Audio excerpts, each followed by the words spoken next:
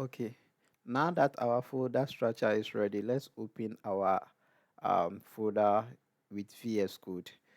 Um, Actually, that is what we'll use to develop this application. We are going to use VS Code as an IDE in developing this API or um, application.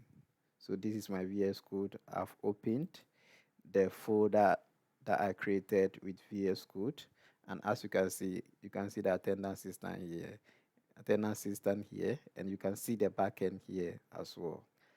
Okay, next on our list is to create environment variable or environment. So I will quickly come to my browser and then type Python environment. I like this one, environment setup. Then I will come to this URL because we'll follow the tutorials of this, as you can see.